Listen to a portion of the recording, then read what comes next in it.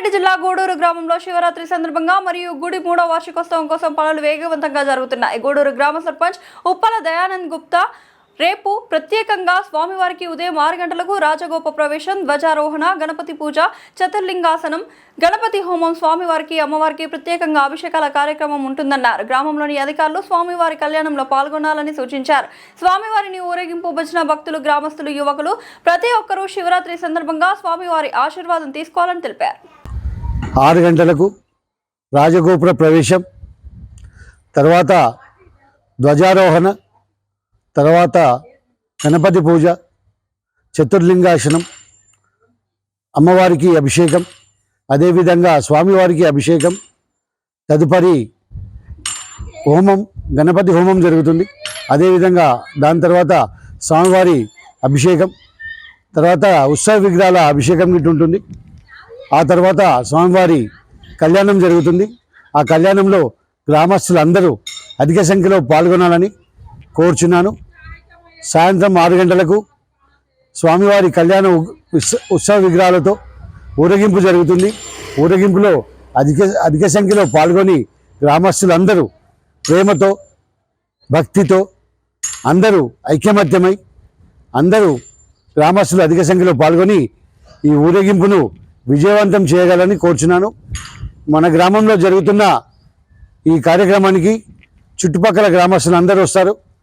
ఆ గ్రామస్తులందరికీ రావాలని కోరుచున్నాము. ఈ ఊరేగింపులో ఈ కార్యక్రమం ప్రతి ఒక్కరూ పంచుకొని స్వామివారి తీర్థప్రసాదాలు తీసుకొని అందరూ శుభ సంకేతాలు తీసుకోగలని, స్వామివారి ఆశీస్సులు తీసుకొని తదుపరి 16 ఉదయం నాడు మళ్ళా స్వామివారికి అభిషేకం, అమ్మవారికి అభిషేకం, తదుపరి స్వామివారి ప్రసాదం, తదుపరి భోజన వితరణ జరుగుతుంది. కాబట్టి గ్రామస్తులందరూ, చుట్టుపక్కల గ్రామస్తులందరూ అధిక సంఖ్యలో పాల్గొని మన గ్రామంలో జరుగుతున్నటువంటి ఈ మహాశివరాత్రి ఉత్సవాలకు 3వ వార్షికోత్సవానికి అధిక సంఖ్యలో వచ్చి స్వామివారి కృపకు పాత్రలు కావాలని అందరినీ కోరుచున్నాను. ధన్యవాదాలు. అదేవిధంగా గుడిలో కార్యక్రమాలు జరుగుతున్నాయి, ప్రతి ఒక్కటి పరిశీలిస్తున్నాం. మన గ్రామంలో జరుగుతున్నటువంటి గ్రామ శివాలయంలో ప్రతి ఒక్కటి పరిశీలించి క్షుణ్ణంగా శుభ్రం గుడి చేసినాం. అదేవిధంగా స్వామివారి అభిషేకంలో, స్వామివారి కళ్యాణంలో గ్రామస్తులందరూ పాల్గొని ఈ విజయవంతమైన కార్యక్రమాన్ని మంచి అధిక సంఖ్యలో వచ్చి ఈ కార్యక్రమాన్ని విజయవంతం చేయగలని కోరుచున్నాం. ఎంతమంది భక్తులు పాల్గొంటారు? కమ్సకం మన తన 500 నుంచి 1000 మంది భక్తులు గ్రామస్తులే వస్తారు.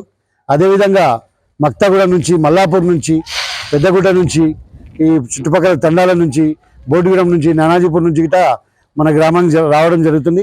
వారికి అన్ని ఏర్పాట్లు చేయడం జరిగింది. తీర్థప్రసాదాలు కానీ, అభిషేకాన్ని కానీ ఎవరు వచ్చినా ప్రతి ఒక్కరికి అవకాశం ఉంటుంది. కాబట్టి ప్రతి ఒక్కరు పాల్గొనాలని కోరుచున్నాను. రేపు కళ్యాణం ఎన్ని గంటలకు ఉంటుంది? రేపు కళ్యాణం 3 గంటలకు కళ్యాణం ఉంటుంది.